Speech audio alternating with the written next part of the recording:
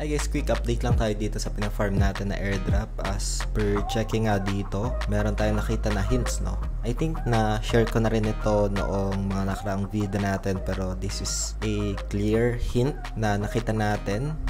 And discuss natin dito guys paano mag-farm ng points habang inaantay yung na-mention dito sa kanilang white paper na kung kailan yung reward distribution guys, no? So pag-usapan natin yan dito sa video natin today. Discuss din natin itong si Bloom.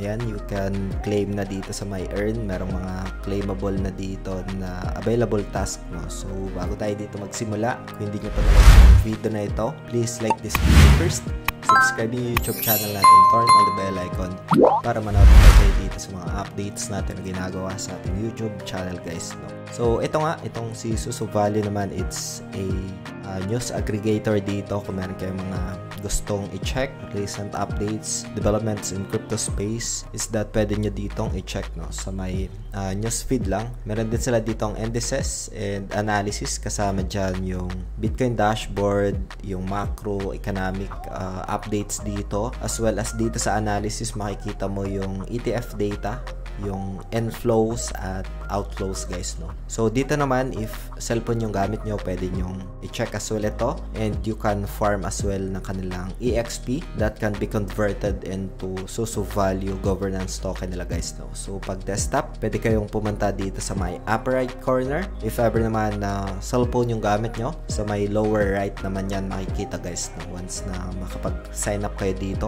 Yung official link naman na ito guys, lalagay ko na lang sa description ng video na ito para mapuntahan nyo, and para na rin kayo sa mga phishing links online guys, no? Sa mga interested na explore itong platform, at the same time to farm itong EXP points, no? Sobrang basic lang naman dito, daily check-in. Kailangan meron kang YouTube as well para ma-view yung kanilang video. It's part of their task dito, as well as kailangan meron kang X, no? So ganun lang naman yung basic task dito daily. If ever na nag-uumpisa ka pa lang dito and gusto mong kumuha ng V1 badge, kailangan kumplituhin yung starter pack, no? So andito lang naman nakalagay, pwede mong puntahan ito. I think it will be unlocked once na matapos, no? Or it will be claimable itong mga additional EXP, like for example, install yung desktop app or install yung mobile app, additional 150 EXP, and subscribe sa kanilang YouTube channel, additional EXP, and sa kanilang X, andito naman. Yun, you can explore this one. Punta naman natin dito guys yung update na nakita ko sa kanilang white paper na kung saan merong malaking allocation, no? So punta muna tayo dito sa pinakataas. Ayan. So sa core contributors, sa partners, ito 33%, no? Doon sa mga core contributors, like for example, as mentioned dito sa kanilang platform, no? If ever man na nag-engage ka doon sa kanilang X, nag-post, nag-retweet, nag-watch ng kanilang video sa kanilang YouTube channel, you have this a potential allocation as part of core contributors guys, no? Proof of work tinatawag, like for example yung user engagement, platform activity as we mentioned dito. Ayan, you can also share sa friend mo if they are interested, and ito earn ng EXP guys, no? And level up sa reward distribution. Siguro may mga confused dito, meron ng mga distribution na ginawa during season 1. Ongoing yan guys yung season 2, no? Na kung saan di-mention dito yung airdrop annually. So this means pag annually, potentially next year. So ito is we have time to farm